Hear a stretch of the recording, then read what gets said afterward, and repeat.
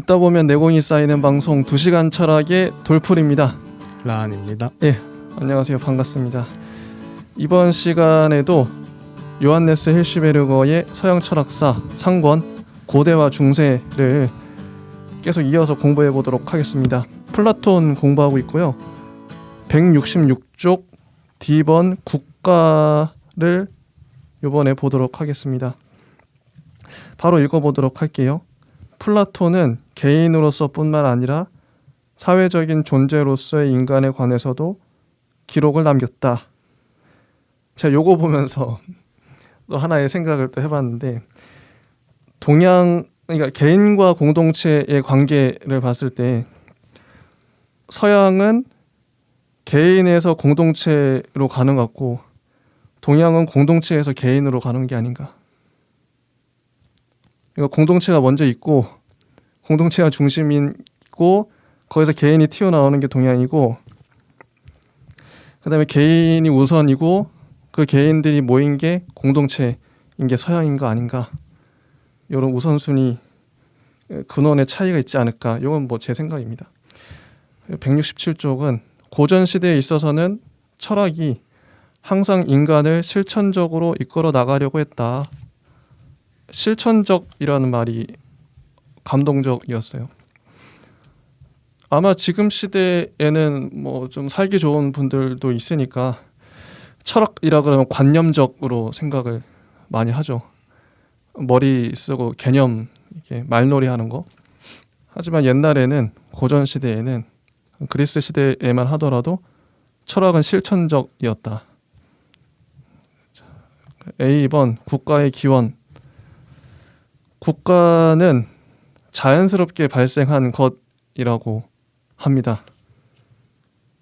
인간을 결합시켜주는 것은 자의가 아니다. 자의는 뭐 인위적인 거 혹은 자연스럽지 않은 거겠죠. 인간들은 자연의 동기와 법칙에 따른다. 플라톤은 그 어떤 계약설에도 동조하는 사람이 아니다.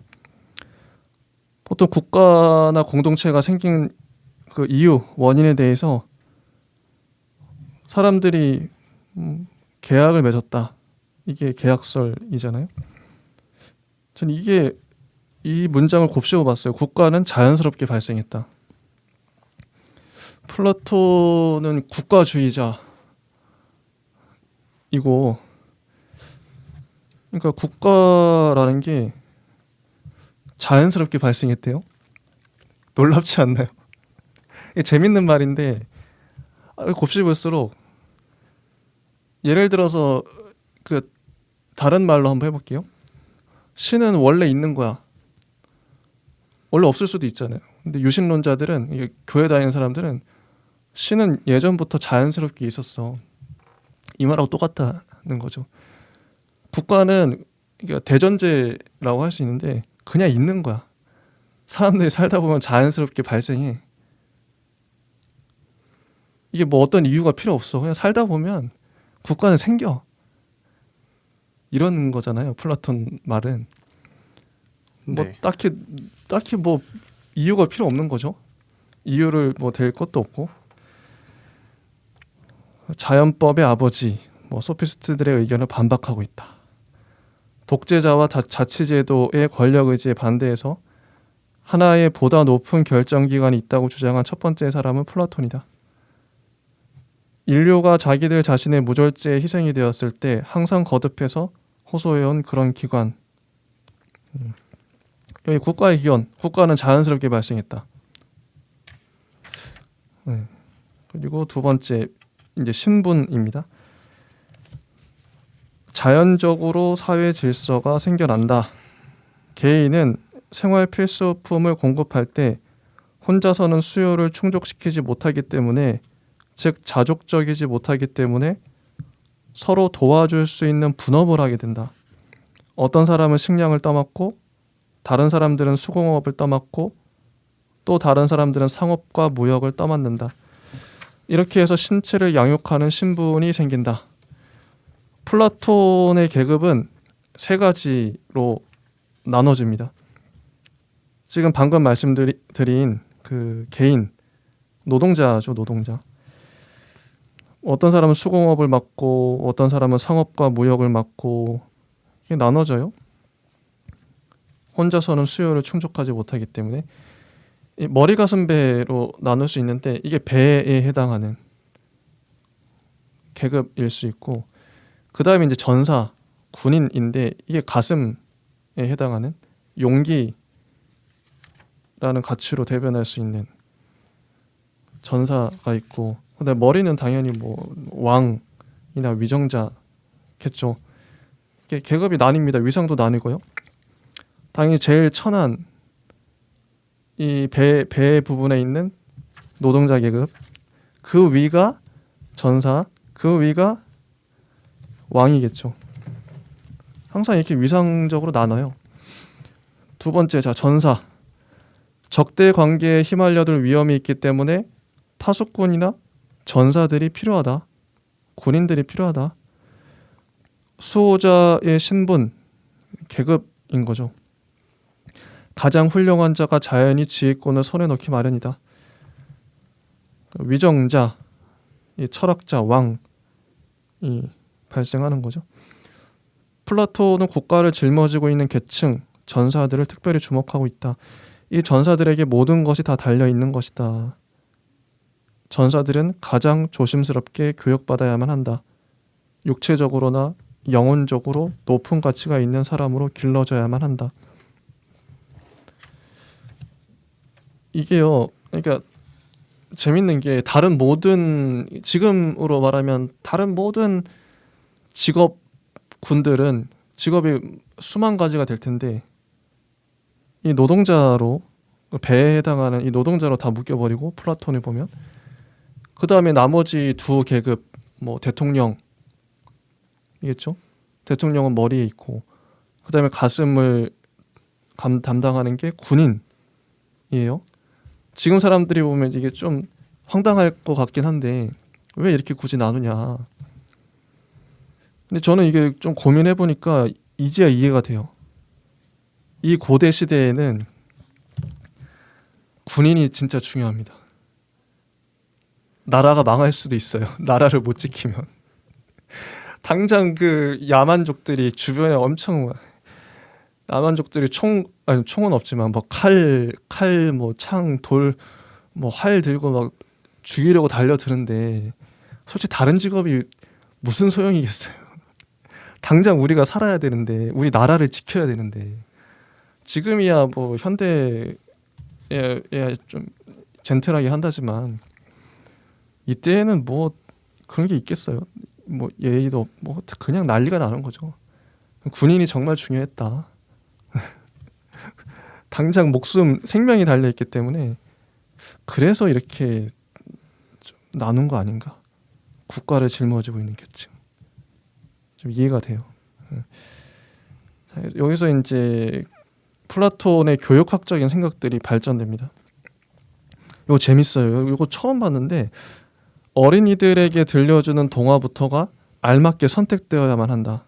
예컨대 이 동화들은 어린이들에게 알맞지 않은 신들에 관한 것을 담고 있어서는 안 된다. 호메르스가 이야기하고 있는 신들 간의 적의, 하늘에 있어서의 음모와 투쟁 같은 것을 어린이들이 들어서는 안 된다. 자, 요 문장 한번 들어보세요. 만약에 한 인간이 존재하고 있는 것들 중에서 가장 높은 것에 관해서 저속한 생각을 가지고 있다면 그 사람이 어떻게 올바르게 교육될 수가 있겠는가? 또 어린이는 용기, 자제, 극기, 성실성 등이 부족한 것은 아무것도 들어서는 안 된다. 만약에 사람들이 아킬레스와 아가멤놈 사이의 역지거리와 비난하는 소리나 제우스와 헤라의 욕정이나 아레스와 아프로디테의 간통 이야기나 혹은 교만, 조잡, 잔인성이나 신들에 대한 반역과 같은 윤리적으로 아무런 가치도 없는 것들을 짓거리고 마침내는 이런 인간을 영시하게 되거나 혹은 부정은 이익을 낳고 정의를 행하는 일은 손해를 가져온다는 원칙 등을 주장한다면 유혹되기 쉬운 청소년의 경박한 마음에 부채질을 하는 꼴이 될 것이다. 청소년들이 이런 나쁜 일의 본보기로 둘러싸여 있다면 이 자라나는 수호자들이 항상 메마른 풀밭에서 길러지고 있는 가축 새끼와 같아질 것이다. 나날이 해로운 음식을 조금씩 먹게 되면 이것들이 점차로 한 덩어리로 뭉치게 되고 마지막에는 하나의 커다란 악으로 된다. 이 부분 되게 인상적이었어요. 저도 동의를 하고, 이 중간에 이런 문장이 있죠. 만약에 한 인간이 존재하고 있는 것들 중에서 가장 높은 것에 관해서 저속한 생각을 가지고 있다면 그 사람이 어떻게 올바르게 교육될 수가 있겠는가. 한 아이가 있는데, 만약에 내가 아빠고 아이가 있는데 그 아이를 교육해야 돼요. 근데 그 아이한테 신에 대해서 신에 대해서 얘기를 하는데, 만약 신이 여기 예를 든 것처럼 이런 그리스 로마 신화의 신들이라면 어쨌든 신은 가장 높은 존재인데 그게 신이야. 신이 이렇게 원래 그렇게 좀 음란하고 막 싸우기도 하고 욕도 하고 그래. 그럼 애는 신도 저렇게 사는데 나도 그러면 뭐 대충 저런 식으로 살아도 되겠네. 이런 거죠. 그리고 부모는 아이의 거울인데 아이한테는 부모가 엄청 어렸을 땐 크게 보일 거 아니에요. 근데 그 부모가 모범적인 모습을 안 보이고 맨날 뭐 술을 마신다든지 욕을 한다든지 그냥 저급한 모습을 보이는 거죠. 본보기가 안 되고. 그럼 애는 어떻게 자랄까? 당연히 엇나가겠죠. 그런 맥락에서 일단은 그래서 교육에서 제일 중요한 건 모범 본보기인 것 같아요. 그 가르치는 사람도 그렇고 뭔가 그 신의 존재에 대해서 어떻게든 좋은 말들을 해줄 수 있어야 되는 긍정적인 것들. 부모도 그렇고요. 선생님도 그렇고요. 가장 높은 것에 관해서 저속한 생각을 가지면 안 되겠죠. 전 이 주장에 전적으로 동의합니다. 근데 하나가 있어요. 또 뭐냐면 단계가 있는데요. 아이들을 가르칠 때 교육에서 중요한 건 그래서 교사 다음에 반면 교사로 나아가야 된다고 생각해요. 플라톤의 주장에 한 가지를 덧붙이는 거죠. 일단은 이걸 먼저 가르치는 건 맞아요. 플라톤 주장대로 좋은 것들을 먼저 보여주는 건 맞아요. 그런데 실제 우리가 사는 세계는 솔직히 안 좋은 것들이 많이 있잖아요. 온갖 더럽고 추하고 못된 모습들, 악한 사람들, 그런 거 많단 말이죠. 그러니까 애가 만약에 좋은 것만 보고 자랐어, 플라톤 말대로, 그럼 이런 애가 세상에 나가면 깨집니다. 완전 난리가 나요. 세상이 이렇게 힘들구나. 난 좋은 줄만 알았는데 거의 플라톤의 말은 항상 이상적이니까. 그래서 저는 하나 추가해서 일단 처음에 가르칠 때는 좋은 것들을 먼저 보여주는 건 맞는데, 긍정적인 거, 올바르고 높고 선한 거, 도덕적인 거. 그 이후에 플러스해서 이거 순서가 분명히 있어야 됩니다. 좋은 것, 플라톤이 말한 이 순서, 여기 첫 번째고 순서 바뀌면 안 돼요. 요거 첫 번째고 다음은 안 좋은 거, 나쁜 거, 세상 온갖 쓰레기 같은 것들을 다 보여줘야 돼요. 그래야 애가 비로소 깨닫는다. 이 순서는 뭐 바꿀 수 없고요. 무조건 이렇게 가야 애가 세상에 제대로 적응할 수 있다고 생각을 해요. 이건 저의 교육학적인 나름의 이제 입장입니다. 그래서 어떻게 생각하세요? 저는 이 부분이 어쨌든 우리가 알고 있는 그리스 신화의 이야기들이 나올 텐데, 우리는 저 같은 경우는 제 세대는 이미 어렸을 때 그리스 로마 신화라고 어린이 만화책으로 나온 것들이 거의 성경급으로 베스트셀러로 유행하고 있었거든요. 지금에서야 이제 커뮤니티 같은 데서 그리스 로마 신화 옛날 버전을 어린이용 맥심이라고 말할 정도로 사람들이 선정적이었다 얘기하는데, 저는 그러니까요. 그렇게 선정적이다 이런 느낌보단 그냥 재밌어가지고 이야기가 보고 듣고 있는데, 그게 잘못됐다 나쁘다 이런 느낌은 당시에는 몰랐던 것 같아요. 근데 그런 부분들이 확실히 그 이제 이게 옳다 나쁘다 이렇게 되는 부분들은 어린이들은 사실 언제부터 인지하게 되는지 모르겠어요. 저도 언제부터 인지했는지 모르겠는데, 그쵸. 근데 그거를 무조건 잘못됐다 꾸지람보다는 이게 이렇게 하면 안 된다라는 느낌. 그러니까 강아지도 사실 강아지 같은 고양이는 말을 안 듣긴 하지만 그 교육을 하면은 분명히 사회적인 그런 교육을 절대 받을 수 없는 개체인데도 불구하고 교육이 잘 된 반려동물들은 대부분 똑같은 반응을 보이잖아요. 그런 부분들에 있어서 옳고 그름보다는 하면 된다 안 된다 이런 부분들을 더 명확히 알려주면 더 체감이 있는 교육이 되지 않을까 생각해요. 왜냐하면 사실 옳고 그름을 판단할 수 있는 건 지금의 저도 과연 이게 옳은가라고 무엇인가를 대답했을 때 예를 들어서 지금 이제 엄청 시끄러운 내년 우리나라의 리더를 뽑는 이야기에서 이게 옳고 그름을 이렇게 묻는다면은 입장 차이마다 다르다고 생각하거든요. 이게 정치는 아니지만 플라톤 얘기가 정치는 아니지만 정치에서는 저는 정의는 없다 생각하거든요. 단지 입장 차이만 있을 뿐 그런 느낌으로 다가와서 당시에 이건 해서는 안 된다. 예를 들어서 악이라고 해서 이건 안 된다가 아니라 그냥 사람을 죽이면 안 된다. 그러니까 사람을 죽이는 게 악이라서 안 된다가 아니라 그냥 사람을 죽이면 안 된다. 이런 부분으로 알려줘야 되는 거 아닐까 생각이 들었습니다. 네, 좋습니다. 자, 계속 볼게요. 연극, 음악, 미술 같은 것들로 알맞게 규제되지 않으면 안 된다. 오직 용감하고 생각이 깊고 경건하고 자유로운 인간의 행동만 보여주어야 하고 감각을 간지르는 것, 무절제한 흥분, 욕정, 비웃음거리, 유약한 것, 유치한 것, 동물의 생활 양식을 묘사한 것 같은 것들은 절대로 보여주어서는 안 된다. 단호하죠. 플라톤은 그래서 보수주의의 냄새도 많이 나요. 지금 이제 이 말들은 맞는 말이죠. 누가 봐도 맞는 말인데 어쨌든 보수적인 느낌이 많이 나고 예술의 최고 법칙은 주관적으로 마음에 드는 것, 열광적인 도취, 매력과 이 매력을 만족시키는 것만을 목적으로 삼는 쾌감 같은 것들이 아니라 이런 것들이 아니라 객관적인 아름다움과 존재론적으로 올바른 것, 윤리적으로 가치 있는 것 등이다. 만약에 우리들이 마음에 드는 것과 향락을 가져다 주는 것을 아름다운 것과 아름답지 않은 것을 결정하는 척도로 삼는다면 극장의 우중들이 주도권을 잡게 되며 이것은 법칙을 무시한 어리석은 짓이다. 모든 사람들이 다 현명하고 만사를 다 이해한다고 하는 망상과 법규를 위반하는 감각은 모두 그 근원이 음악에 있다. 대중을 불신하죠. 그 예술의 최고 법칙, 예술의 최고 법칙을 객관적인 아름다움, 존재론적으로 올바른 것, 윤리적으로 가치 있는 것이라고 얘기했는데 저도 여기 동의합니다. 이게요, 뭐 요즘 말로 쉽게 좀 번역해서 얘기하면 이런 거예요.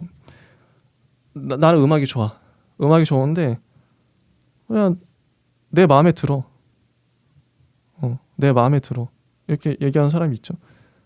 그럼 음악에 심취됐을 때 뭔가 희열을 느껴. 그런 사람도 있을 거고 그냥 그 음악이 매력 있더라. 되게 끌리더라. 이건 플라톤 입장에서는 다 아니야. 그거 아니야. 그러면 안 돼. 그러면 안 돼. 그렇게 하면은 안 돼. 안 되고 너무 주관적이고 너무 쾌감을 취하는 열광적인 도취 이러면 안 돼. 플라톤식으로 이걸 얘기하자면 음악이 좋다는 건 객관적으로 봤을 때 아름답다는 거. 그리고 존재론적으로 올바라야 돼. 윤리적으로 그게 가치가 있어야 돼. 도덕적으로. 그게 음악이 아름다운 거야. 뭐 미술도 그렇고요. 영화도 그렇고. 플라톤적인 예술의 보는 시각인 거죠. 이런 기준을 잡아준다. 플라톤은. 혹시 이런 거에 대해서 어떻게 생각하시나요?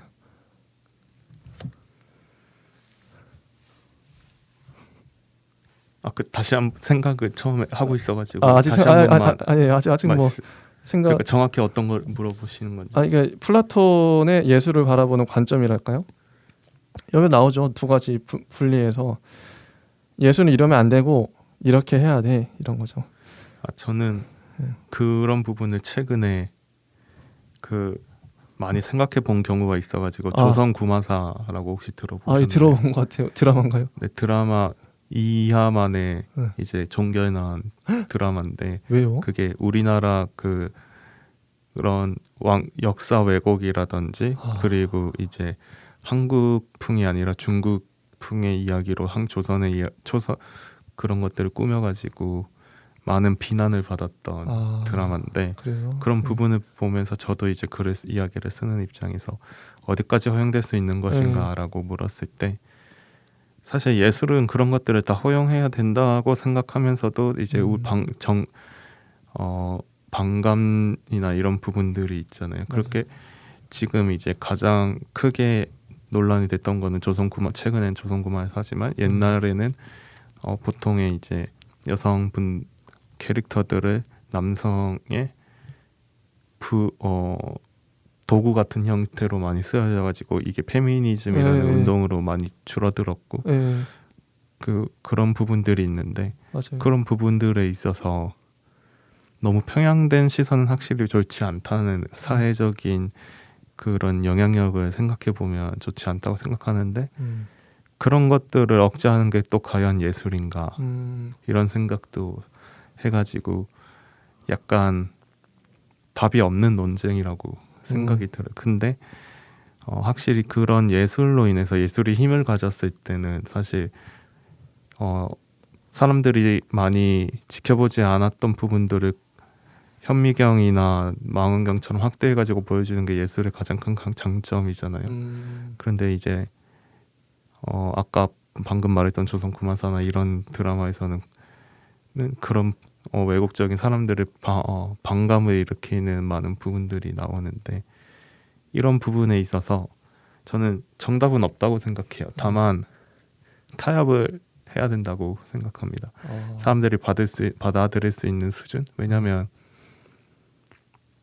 독립이라고 말하는 이제 예술 작품이라든지 그런 부분에 대해서는 사실 그런 부분들도 영향을 받아야 되는지 아닌지도 또 모르겠고 상업 영화라고 불리는 영화가 사실 상업 영화라 불리는 게 예술성이 없어서 상업 영화라고 불리는 게 아니잖아요. 단지 사람들이 더 좋아하는 이야기들을 이제 획기적인 이런 부분들 좋아하는 이야기들 재밌는 이야기를 사람들이 좋아하게 잘 팔리게 많이 보게 만드는 용도로 그래서 블록버스터라든지 그런 영화들이 더 생기고 그런 많은 제작부를 투입해서 사람들이 더 좋아하는 이미지 컷이나 이런 것들을 구출하는 건데 그런 부분에서 이제 말이 길어졌는데 이거를 짧게 평론할 수는 없을 것 같아요. 근데 굳이 이제 평론을 한다면 저는 예술 자체는 규제되면 안 된다 생각을 해요. 근데 자체적으로 사람들의 반감을 가질 만한 요소들을 설득력 있게 그럴 수밖에 없었다. 예를 든다면 조커라든지 그리고 우리나라에서도 조커와 비슷한 분위기의 나쁜 캐릭터 영화가 최근에 성공했던 것 같은데 갑자기 생각이 안 나서 저도 모르겠네요. 그러니까 그런 악의 캐릭터에 대한 설득력을 물론 그런 설득력을 줄 수 있게끔 많은 부분 준비가 필요하지 않을까 하는 생각이 듭니다. 네.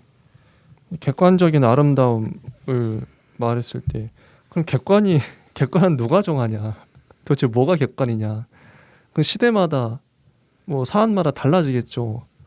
이게 그래서 우리 객관이라 얘기해도 객관이 뭔지 몰라요. 그건 정하기 나름인 거고 많은 사람들이 동의하면 그게 무조건 객관인가? 그렇지는 않잖아요.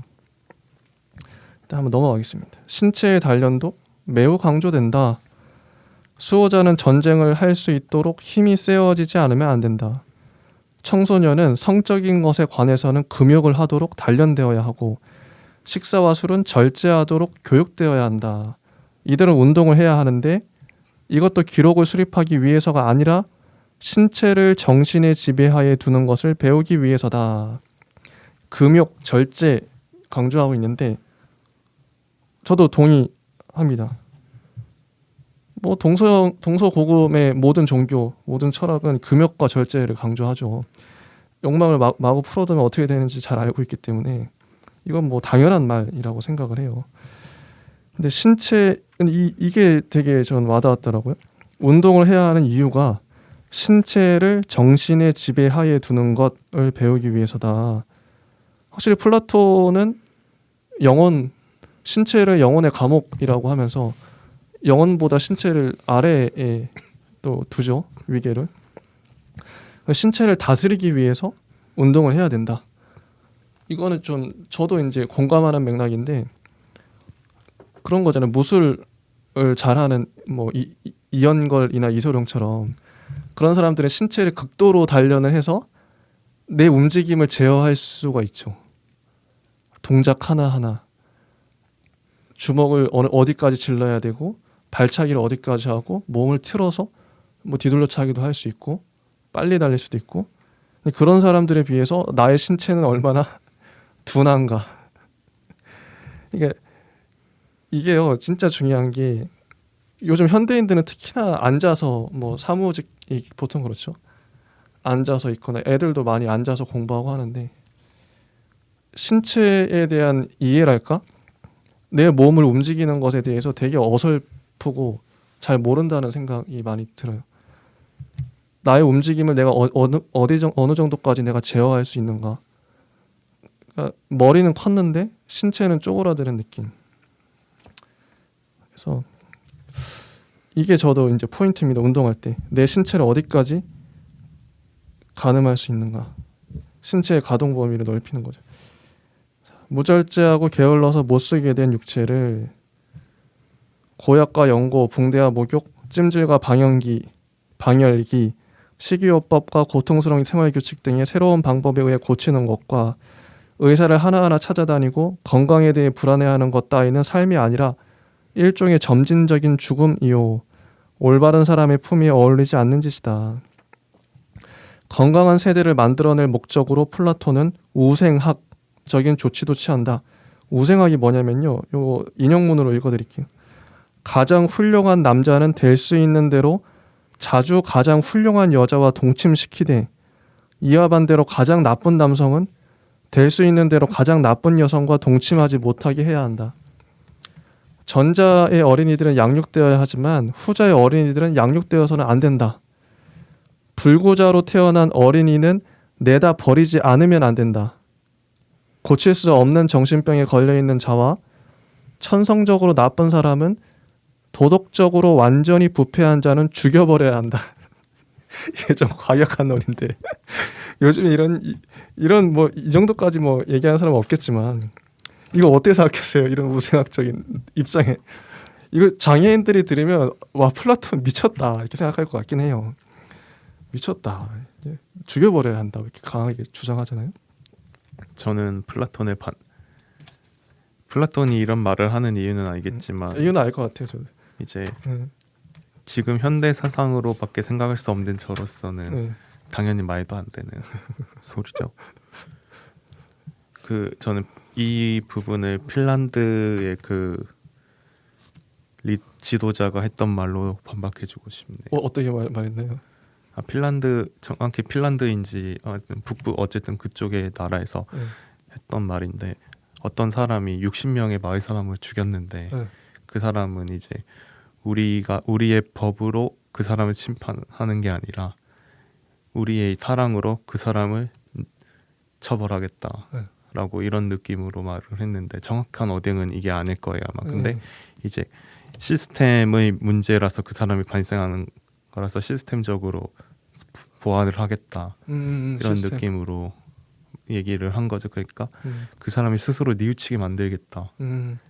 자신의 죄를 이렇게 그러니까 그 사람을 죽음이라든지 뭐 폭력으로 처벌하는 게 아니라 그 사람을 스스로 가장 큰 처벌은 그 사람 스스로를 뉘우치게 만드는 것이다 라고 해서 시스템적으로 이제 그런 사람을 나오지 않게끔 더 보완을 하겠다라는 말 같은 더불어 그런 말들을 했던 것이죠. 그러니까 어떤 주장을 어떤 철학을 볼 때도 또 중요한 게 자기 처지에 따라서 사람들이 철학도 말하는 것 같아요. 플라톤은 귀족이었어요. 신체도 우람하고 뭐 육체적으로 이제 돈도 많고 공부도 많이 하고 그런 사람이니까 이런 주장이 나올 수 있는 거죠. 근데 만약에 플라톤이 돈도 없고 당시 뭐 노예 신분이고 신체도 안 좋고 그러면 이런 주장 못 하죠. 왜냐하면 자기가 그런 사람인데 여기서 주장하는 죽여버려야 하는 그런 사람인데 그러니까 자기가 봤을 땐 귀족인 자기가 봤을 땐 저 장애인 뭐 죽여버려 필요 없어. 좋은 유전자만 남겨 이런 주장이 되게 위험한 주장인데 근데 이게요 극단적인 주장인데 지금도 이런 생각 그러니까 뭐 실제로 이렇게 주장하진 않겠지만 이런 사고를 갖고 있는 사람들이 많다고 생각을 해요. 저는 이 부분이 정말 플라톤의 입장에서 이해를 해보려고 했는데 한생을 하잖아요. 물론 한생의 기억은 다 지워지지만 죄를 짓는 거 아닐까요? 죄를 짓는다. 물론 죄를. 그리고 이거 또 더 넘어간 생각일 수도 있는데 플라톤의 이야기가 이데아나 결국은 그리스도교의 모태가 된 느낌인데 그런 부분들에 있어서 이런 부분들 때문에 그리스도교가 여러 부분으로 쪼개진 게 아닐까. 예를 들어서 유대교는 자신만이 맞고 나머지가 이제 하느님의 자식이 아니다. 이런 부분이 있잖아요. 독단적이죠. 우리만 옳다. 그런 부분들부터 해서 이슬람이 가격하게 물론 그거는 알라라는 최후의 선지자의 영향이 크지만 그런 부분들을 다 그런 여지들이 이런 부분에서 나온 게 아닐까라고 넘겨짚혀 너무 간 생각인 듯하지만 생각이 들었습니다. 계속 볼게요. 수호자는 아까 군인이겠죠. 결혼을 하지 않고 살아야 하며 재산을 소유해서도 안 된다. 이렇게 해야만 모든 개인적인 것들이 없어지고 그 대신 국가의 통일이 촉진되고 전체의 이익을 위해 봉사한다고 하는 그들의 거창한 사명이 이행될 수 있다.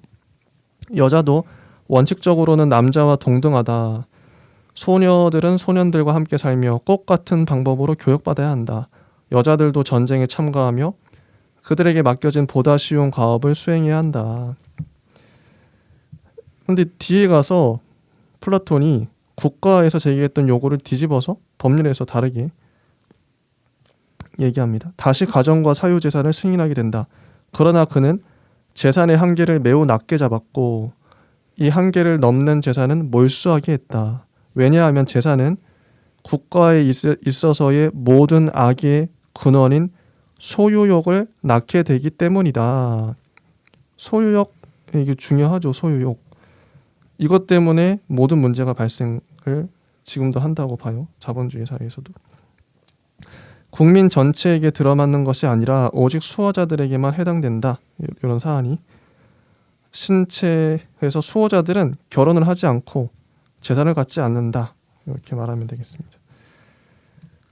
자, 그다음에 전사들 중에서 재능이 가장 뛰어난 자를 골라내어 20에서 30세가 될 때까지 알맞은 신체적인 단련과 더불어 학문적인 교육을 시킨다. 그래 거기 중에서 가장 뛰어난 자를 골라내어 제3의 신분, 완전한 수호자의 신분에 들게 한다. 이 완전한 수호자들은 완전한 철인으로 되어 플라톤의 국가를 진리와 이상이라고 하는 토대 위에 올려 세워야 한다. 이들은 우선 다시 5년간 철학, 수학, 점성술, 미술을 연구하고 특별히 세계의 모든 법칙과 진리와 가치들에 통달하기 위해 철학적인 변증법을 연구해야만 한다. 그 뒤에는 15년간 세상과 삶을 실제로 배우기 위해 높은 관직에 종사한다. 이 선택받은 자, 엘리트들은 50세가 되면 물러나서 선 자체를 집권하는 생활만 하고 국가를 이끌어 나갈 위대한 생각들을 내놓는다. 철인이 왕이 되거나 왕이 철인이 되지 않고서는 백성들의 불행은 그칠 날이 없을 것이다. 참 이거 이렇게 되면 물론 좋겠죠. 근데 되게 이상적이지 않나요? 플라톤은 확실히 꿈을 꾸는 사람이다. 이상적이죠. 철학자가 대통령이 되거나 대통령이 철학자가 되면 잘하겠죠. 그냥 이 부분은 현재 내년 우리나라의 리더를 꿈꾸는 사람들이 하는 말처럼 자기 포장처럼 그게 뭐예요? 느껴졌어요. 자기 포장이요? 네, 왜요? 지킬 수 없는 그냥 선거 때만 나오는 말들처럼 저는 느껴졌어요. 이 말들이 너무 자신이 리더가 돼야 된다는 그런 주장일 뿐 지킬 수는 없고 지켜지지도 않고 이 부분을 저는 영화 속에서는 본 것 같아요. 영화나 드라마 왕자의 게임 같은 데서 그럴 수 있겠죠. 이제 나이트워치 느낌이 많이 드는데 그럴 수 있겠죠. 물론 그들은 범죄자이긴 하지만 그런 느낌으로 이런 부분들을 차용해가지고 영화나 드라마 이런 데서 이야기 속에서 많이 나온 것 같아요. 그러니까요. 현실에서 이 부분은 그나마 비슷한 게 있다면 십자군일 텐데 십자군은 많은 얘기들이 있잖아요. 특히 처음에 학살을 벌인 거는 이제 그 아랍계의 그들을 뭐라고 불렀는지 기억이 안 나서 그 분들이 아니라 십자군이었잖아요. 리처드 왕의 라는 그런 느낌으로 이 부분들은 그냥 본인 스스로는 할 수 없었지만 본인이 만약에 진짜 그렇게 돼도 지켜지지 않았을 얘기 있은 것 같습니다. 너무 꿈 같은 얘기다. 정의 이 부분을 꼭 갑자기 지금 또 궁금한 게 철이는 자식을 갖지 않는다고 했잖아요. 플라톤은 결혼 안 했나요? 그 궁금하네요. 저도 모르겠는데. 자기 말대로라면 자기는 어쨌든 이런 높은 계층이니까 결혼하면 안 되는데. 네. 맞네요. 궁금해서. 저도 궁금하네요. 언행일치 하셨을까 궁금한데 나중에 알아봐야겠네. 자, 계속 읽어보겠습니다. 정의란 무엇인가 하는 것이 국가의 주제였다. 정의란 무엇인가? 정의란 올바름이다. 즉 국가, 인간, 법률, 제도 등에 포함되어 있는 모든 것들이 참이어야 하고 이상적인 질서에 알맞은 것이어야만 한다는 뜻이다. 참 플라톤다운 말이에요. 읽다 보니까 플라톤의 좀 느낌이 이제 좀 감이 좀 오는 것 같아요. 사람들이 하고자 하는 것이 아니라 당연히 해야 할 것이 행해지지 않으면 안 된다. 이런 거죠. 하고자 하는 건 욕망이겠죠. 근데 당연히 해야 할 것을 해야 된다. 너의 의무, 책임, 그러니까 이상, 윤리를 따라라 이런 거잖아요. 플라톤스러운 말이죠. 저는 이거에 동의하는데 하나 또 요거 아까 이제 우리 교육론에서 제가 이제 플라톤의 말을 약간 이제 덧붙였잖아요. 좋은 거 먼저 애들한테 보여주고 그 다음에 나쁜 거 보여줘라. 나름 이렇게 덧붙였던 것처럼 요 말도 좀 약간 수정을 해볼게요. 수정이 필요합니다. 저희 입장에서는. 당연히 해야 할 것을 하는 게 맞아요. 사람이라면. 그게 이제 윤리고 도덕이고 법이죠. 이상적인 것들을 하는 게 맞죠. 그게 정의죠. 올바름인데 당연히 할 것을 하는 게 맞는데 그 하는 것들이 여기 하고자 하는 것이 아니라 이게 낫으로 갔잖아요. 근데 이거를 당연히 해야 할 것과 일치시키면 좋다. 그러니까 나의 욕망을 무조건 억압하고 이건 아니야. 이게 아니라 나의 욕망을 그 윤리와 당연히 해야 할 것, 그 책임과 같이 가면 좋다. 동시에 가면 나도 좋고 국가도 좋고 저는 이런 생각을 갖고 있습니다. 어떻게 생각하시나요?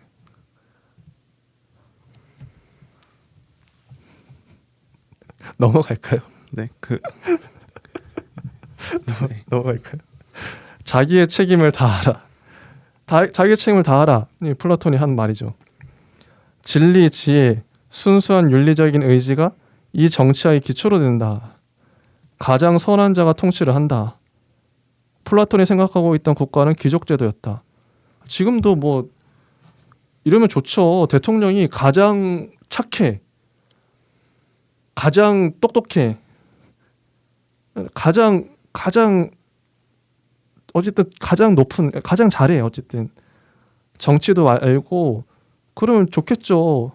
그렇지 못한 사람이 대통령 하는 것보다 가장 선한 자, 가장 완벽한 사람이 대통령뿐만 아니라 뭐 기업에서도 그 CEO가 그 사업을 가장 잘 알아. 그럼 좋겠죠. 좋다고 생각해요. 근데 현실은 그렇지 못하다. 국가의 꼭대기에 가장 선한 자로서 올라서는 사람이 꼭 한 사람일 뿐인 때는 이것을 우리는 군주제라고 한다. 이 사람은 전능한 자일 것이다. 그래서 이 말들을 국가나 아니면 여러분들의 가정 혹은 뭐 학교, 직장에 한번 대입해서 아니 뭐 소모임이나 동아리일 수도 있어요. 거기에 수장, 리더에 대입해서 한번 생각을 해보세요. 이 군주는 전능한 자일 것이다. 그가 가장 큰 세력을 쥐고 있기 때문이 아니라 자기의 지혜와 윤리적 의지를 통해서 완전히 정의를 옹호하는 사람으로 되어 있기 때문이다. 그 사람은 개인적으로 말을 하고 있는 것이 아니라 정의 자체가 그 사람을 통해서 말하고 있는 것이다. 이 문장. 이게요. 이 문장도 어디서 많이 봤던 문장 중에 하나인데 기독교에서도 이렇게 얘기했죠. 얘기하는 사람 얘기를 하죠. 예수님도 이런 얘기 했던 것 같아요. 이런 뉘앙스인데요. 나는 나의 의지나 나의 마음, 나의 생각으로 얘기하는 게 아니라 하나님이 나를 통해서 말하고 있는 거다.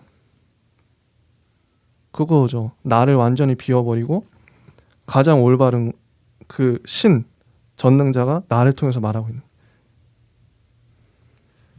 정의 자체가 그 사람을 통해 말하고 있어. 이러면 좋겠죠. 뭐 대통령이든 리더든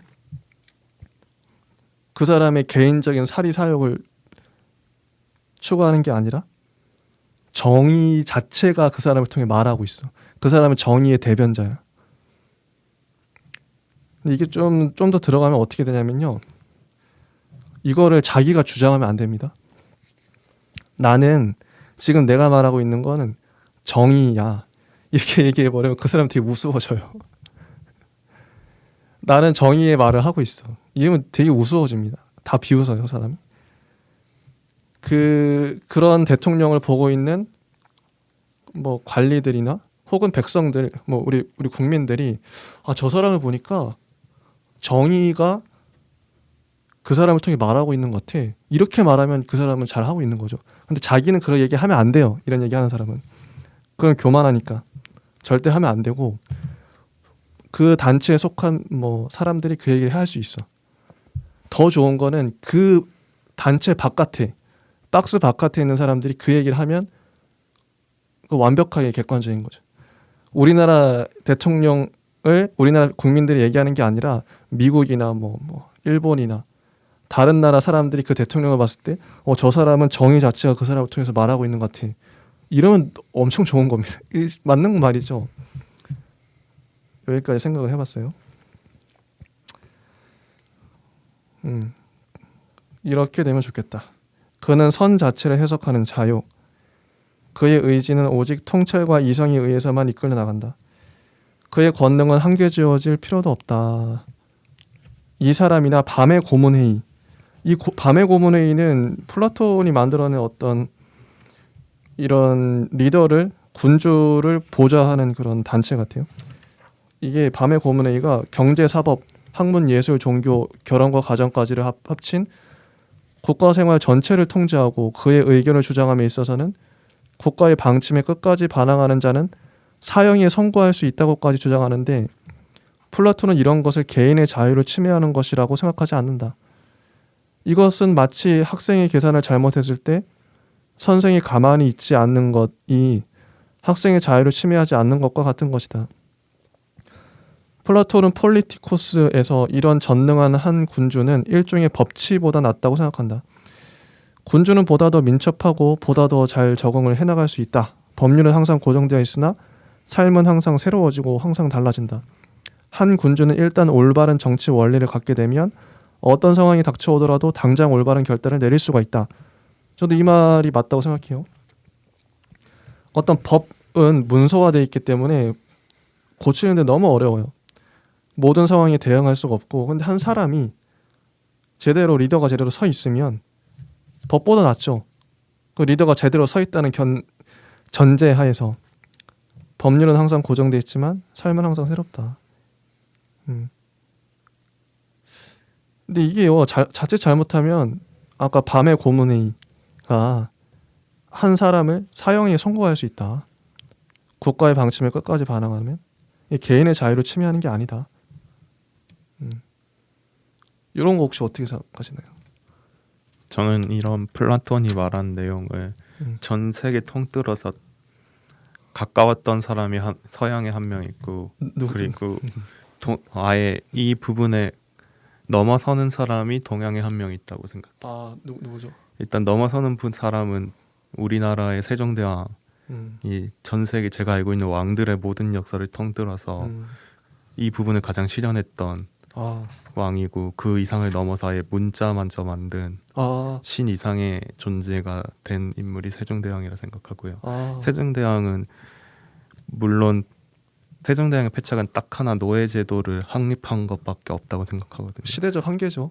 그것 빼고는 오히려 그런 노제한테마저도 휴가제도를 준다든지 이런 부분들이 있어서, 그리고 자신의 그 정치적인 안위를 위해서 사람을 죽이는 일은 없었고 설득하고 설득했고, 그런 부분에서 이제 오히려 아득히 먼 미래마저도 바꾼 유일한 사람이라고 생각하거든요. 근데 이제 서양에서는 이 가까웠던 사람이 말로가 안 좋았던 솔로몬이라고 생각해요. 솔로몬. 솔로몬은 엄청 위대하고 대단한 왕이지만 그렇죠. 스스로가 자신의 잘남을 알아서 이 정도면 난 또 신의 격한 존재가 아닐까라고 말해서 72악마를 무찌르던 사람이 72악마보다 더한 악마가 되었잖아요.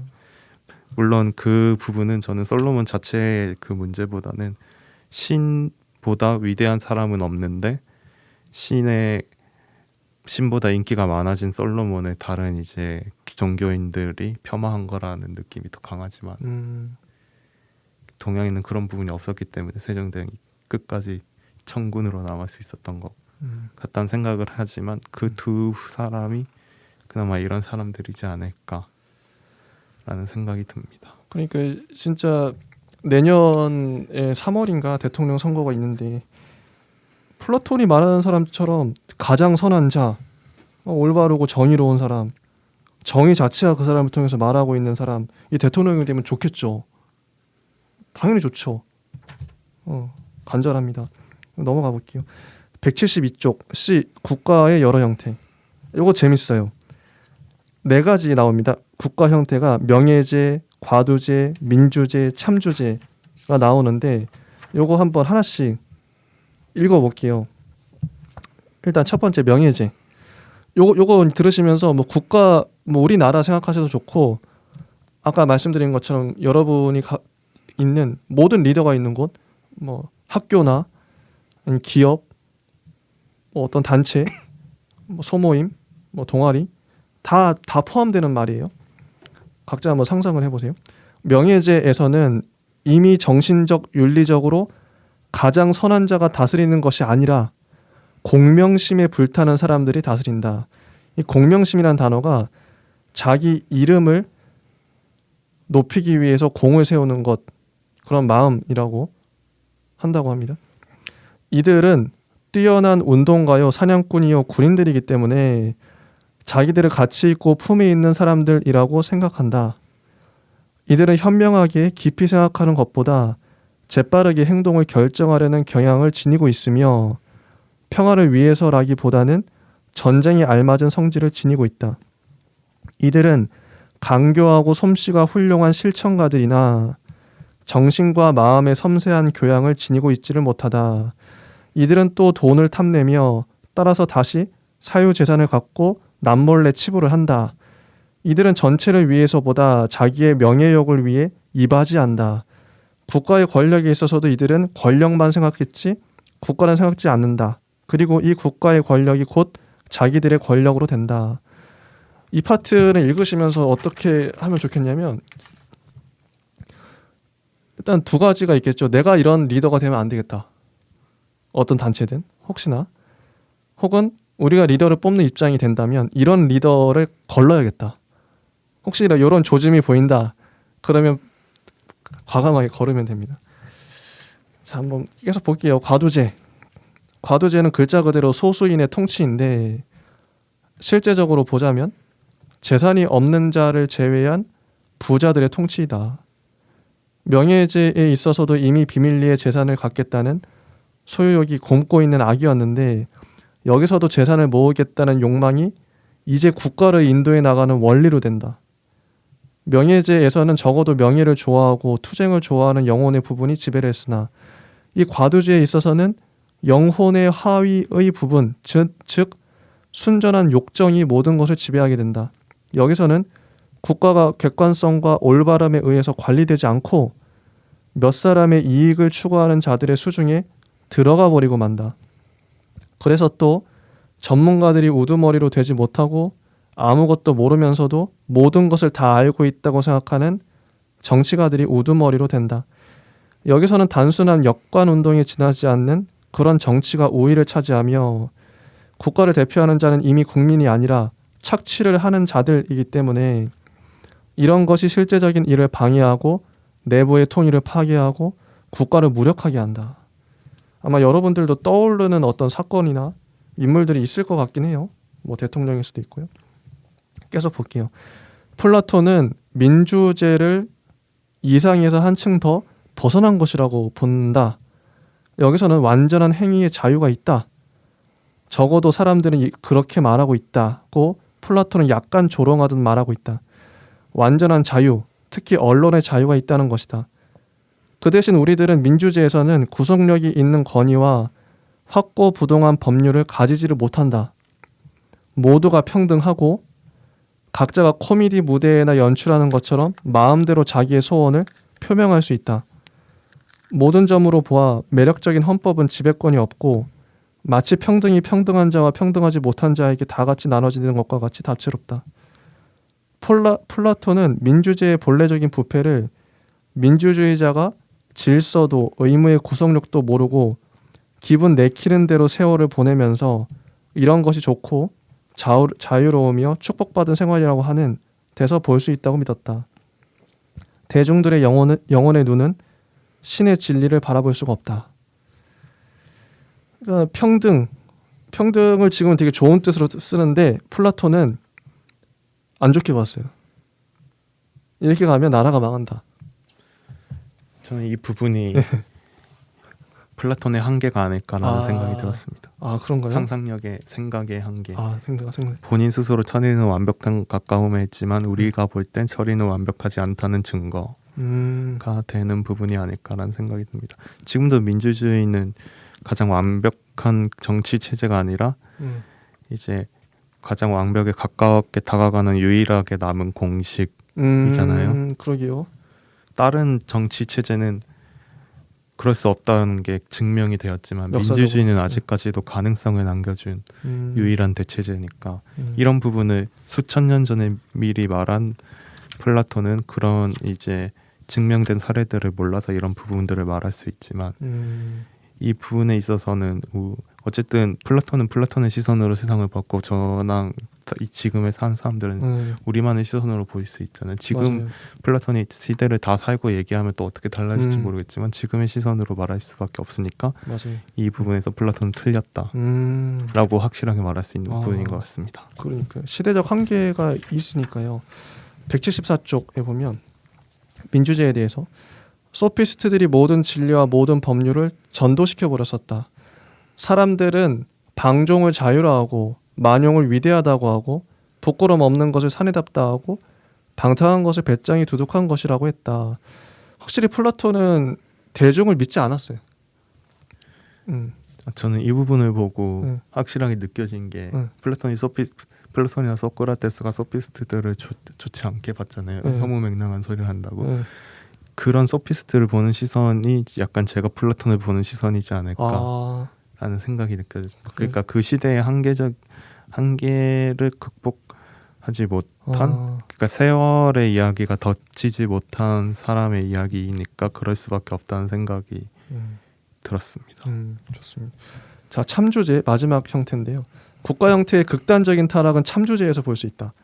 이 참주제는 민주제에 대립되는 것이 아니라 바로 민주제의 결과이다.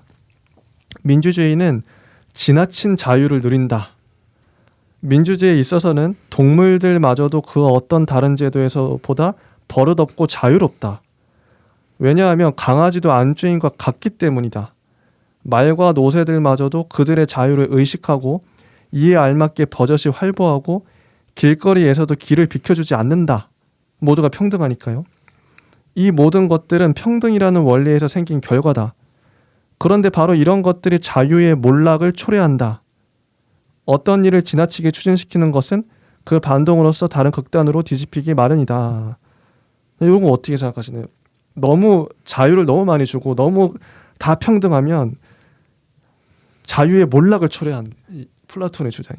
저는 이 지금의 플라톤의 주장들이 왠지 이제 종교에서 차용한 부분들이 많은 것 같아가지고 참 안타까움이 느껴집니다. 그러니까 자유를 너무 주면 사람들이 방탕해지고 방종해지고 만용을 막 욕심대로 하니까 다 이게 절제하고 금욕하고 이렇게 해야 된다는 거죠. 너무 평등하면 안 되고 자유를 억제하고.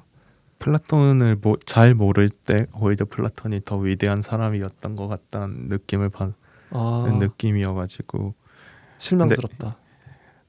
그래도 그 시대를 생각해서 해본다면 플라톤은 분명히 도전적인 이제 혁신가의 이미지가 있었겠지만 지금의 이미 바뀐 세상에서의 플라톤의 목소리는 혁신의 목소리보다는 다수 보수주의자에 가까운 느낌으로 느껴지는 거지만 이건 그만큼 시대가 진보했기 때문에 그렇게 느껴지는 거를 감안해서 볼 수밖에.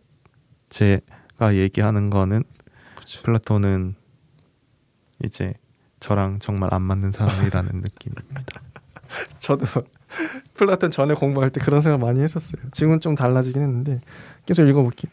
내부에서 분쟁이 생길 때 백성들은 지도자를 필요로 하게 된다. 그리고 국민은 한 사람을 다른 사람들보다 특권에 있는 꼭대기에 앉혀놓고 귀여워하며 이거 귀여워하며 너무 웃겼어요.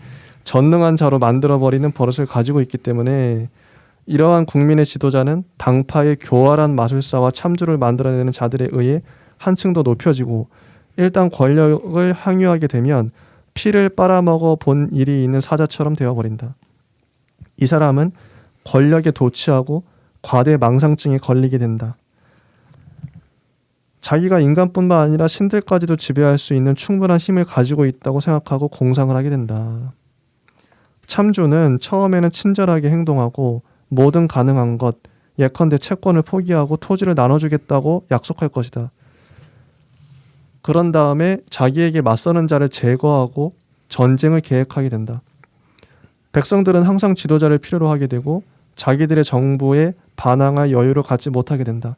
이런 참주는 용감하고 고결하고 영리하고 부유한 사람들은 특별히 날카로운 눈초리로 감시하여 국가에서 이런 자들을 숙청하려고 한다. 그는 자기 뜻대로 움직이는 사람들로만 둘러싸여 있으며 자기의 신변을 점점 강하게 굳히며 점점 더 백성들로부터 떨어져 나간다. 그리고 백성들로부터 무기를 빼앗아 버리죠. 마지막에는 백성들도 자기들이 얼마나 무시무시한 괴물을 만들어내어 길러왔는가 하는 걸 알게 된다. 이 참주제란 바로 노예들 중에서 생긴 노예제도인 것이다. 백성들만 노예가 아니라 백성들을 강압하던 자도 역시 노예다. 참주 자신도 노예다. 자기 자신의 욕망과 욕정의 노예다. 이성과 진리, 자유와 윤리적인 의지의 바탕을 두고 있는 인간성을 지닌 철학자에게서 있어서는 이런 국가 형태가 가장 두려운 것임에 틀림없다. 이렇게 참주제에 대해서 비판을 합니다. 민주주의 자체를. 이 참주는 거의 독재 같기도 해요. 보면. 자, 넘어가겠습니다. 이제 마지막인데 175쪽. D. 권력 국가냐 법치 국가냐. 플라톤의 국가도 역시 일종의 권력 국가가 아닌가. 전사를 교육시키기 위한 광범위한 규정, 가정 공공생활, 경제, 학문, 예술, 종교 등의 생활 전반에 걸친 엄격한 지도, 철인왕의 정권 같은 것들이 이런 방향을 제시해주는 것 같이 보인다. 플라톤이 자기의 국가는 안으로나 밖으로나 가능한 한 힘이 세기를 원했던 것이 사실이다. 그러나 그는 권력들을 구별하고 있대요. 두 가지 힘이 있는데 자연적인 요구라고 하는 순수한 물리적인 힘. 이 힘은 개인적인 또는 집단적인 이기주의, 즉 보다 힘센 자의 힘만 인정한다. 이 힘은 사실에 있어서는 법이 없는 것, 무법이다. 그래서 이런 방법으로 이룩된 법칙은 정당의 것이지 국가의 것이 아니다. 플라톤은 이런 종류의 권력 국가를 거부한다고 합니다. 아무도 이런 국가의 지도에 순응해서는 안 된대요. 두 번째 그 힘, 법률과 진리의 힘도 있다. 플라톤은 이 힘을 강조하려고 생각한다. 그의 국가는 법치 국가이며 정의를 구현하는 힘은 그에게 있어서 흠이 없는 것처럼 보인다. 플라톤의 폴리스가 공간적으로 제한되어 있다는 사실에서 우리는 여기서 생각된 것이 세계의 지배가 아니라는 것을 알 수 있다. 플라톤의 국가는 안으로 오건 밖으로 오건 간에 그 어떤 것을 더 많이 가지겠다는 의지를 구현하는 것이 아니라 항상 자기의 책임을 다하는 것이기를 원한다는 것이다. 자기의 책임을 다한다고 하는 것은 만인에게 타당하고 모든 이기주의적인 권력 정치를 배제하는 객관적이고 이상적인 질서에 의해서 명령되는 것이다. 이 영원하고 이상적인 질서는 필연성인 동시에 자유이기도 하다. 정의는 국가의 기초다. 플라톤은 한 국가가 멸망하는 원인을 통치자들과 피통치자들의 비겁함이라든지 전쟁 경험이 적다든지 하는 데서 찾지 않고 모든 방면에 널리 펴져 있는 윤리적인 퇴폐에 있다고 본다. 국가가 멸망하는 이유는 모든 방면에 널리 퍼져 있는 윤리적 퇴폐라고 해요. 자, 그리고 마지막 177쪽. 우리들은 우리들 안에 있는 죽지 않는 것을 개인 생활을 위해서와 마찬가지로 우리들의 공적인 생활을 위한 지도자로 삼아야 한다. 그런데 우리들은 이 이상적인 질서를 올바르고 완전하게 인식하고 있는 것일까? 또 사람들에게 이 질서가 훤하게 밝혀졌다고 하더라도 이들이 이것을 지킬 것인가? 플라톤의 아까 국가의 조건들 막 있었죠. 이거 지킬까 과연 사람들이? 사람들이 이것을 실천에 옮겨 놓을 수는 없다고 생각하기 때문에 플라톤의 국가에 관한 계획을 유토피아라고 한다. 이것이 순수하게 인식되지도 실현되지도 않는다고 하더라도 이것은 오류의 세계에다 기준으로서 빛을 던지고 있으며 선한 의지를 가진 모든 것이 추구하고 매달려 있는 무한한 과제로서 빛을 던져주고 있다. 자, 여기까지가 이제 플라톤의 국가에 대한 지금 이 내용이에요. 유토피아는 네. 플라톤이 꺼낸 건 아닌 거죠. 저자가 옮기면서 그런 것 같아요. 저자의 생각이자 의견인 것 그 같아요. 부분도 되게 중요한 요소인 것 같아가지고. 자, 이제 플라톤의 국가에 대해서 우리가 대략적이나마 오늘 봤었는데 좀 어떠신가요? 이런 국가. 저는 옛날에 이제 선조라고 표현을 해야 될까요? 그런 부분들에 있어서 지금까지 그 사람에 대해서 알아가면 알아갈수록 이 사람은 정말 대단한 사람이다 느꼈던 거는 동양의 역사에서는 서양의 역사에서도 많았지만 동양의 역사에서 특히 세종대왕이랑 전 세종대왕보다 더 대단한 사람을 그보다 몇십 년 전에 죽은 정도전이거든요. 정도전은 정말 어떻게 이런 정도전이 만든 세계는 정말 지금의 민주주의에 가장 비슷한 세계잖아요. 500년을 앞선 이야기니까 그 왕만 바꾸지 못했지 왕만 없앴으면 완전히 삼두 정치는 비슷한 이제 그런 민주주의인데 그게 이방원에 의해서 실패했지. 전 그래서 이방원을 되게 싫어하거든요. 근데 약간 정상창작으로 쳐주는 게 세종대왕이어가지고 마냥 깔 수는 없는. 왜냐면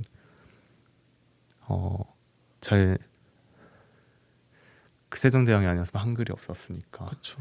근데 예전에 드라마 정도전에 대해서 잘 몰랐을 때 육룡이 나르샤였나? 소리 깊은 나무라는 드라마가 있었는데 거기서 정도전의 자식인가 손자가 이제 세종대왕이랑 대결을 벌이는 이야기거든요. 근데 그 부분에서 세종대왕이 정도전의 호를 부르면서 삼봉 선생이 나를 만났으면은 나를 이해해 주었을 것이다 이런 식으로 얘기하는 부분이 있었는데 전 그 부분에 대해서 그 드라마 장면을 처음에는 이해하지 못했다가 나중에 돼서야 그게 엄청난 장면이구나 생각을 했거든요. 지금으로 따지려고 하니까 예시는 안 떠오르네요. 그냥 플라톤이 이제 자신이 아니 플라톤이 아니라 아리스토텔레스랑 소크라테스가 만나는 느낌이지 않을까 이 철학사로 얘기한다면. 그러게 진짜. 그래가지고 그 되게 생각이 엄청 500년 전에 어떻게 이런 생각을 할까 했는데 플라톤은 2000년 전 사람이라서 그런지 그 정도까지는 아니네요. 그래도 국가에 대해서 이렇게 당시에 이제 그 도시국가를 부르는 명칭 생각이 안 나서 폴리스 그런 부분들에 있어서 생각을 했다는 것 자체가 어쨌든 이거에서 수정된 본을 자신의 제자와 제자의 제자인 알렉산드로 대왕이 실천을 했으니까 그런 부분에서 좀 더 현대적인 시선들을 만약에 플라톤이 해냈다면 2000년 전부터 엄청난 세상이 더 펼쳐져 있지 않았을까. 이런 조금 아쉬운 그런 이제 사람들을 배척하는 부분이나 이런 부분들에 의해서 알렉산드로 대왕이 만든 그런 대도시들도 실패하는 요소들이 됐었던 것 같다는 느낌을 받았습니다. 이런 플라톤의 국가에 살고 싶으신가요? 만약 있다면? 아니요.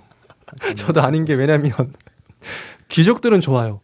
내가 왕은 아니더라도 어느 정도인지 뭐 귀족들도 좋은가? 결혼도 못하고 사유재산도 없고. 근데 이런 나라에서 만약에 뭐 몸이 좀 아프거나 붉거나 좀 하층 계급으로 태어나면 죽어나는 거예요. 태어나지도 못하겠지. 버려지고. 힘들겠다. 이상 국가인데. 플라톤은 분명히 신체는 아무것도 아니라고 했지만 신체로 모든 걸 판단하고 있다는 느낌이 들었습니다. 또 그러네요. 좋습니다. 여기까지 하고요. 다음 시간에는 플라톤이 말한 세계론에 대해서 우주론에 대해서 얘기해 보도록 하겠습니다. 예, 감사합니다.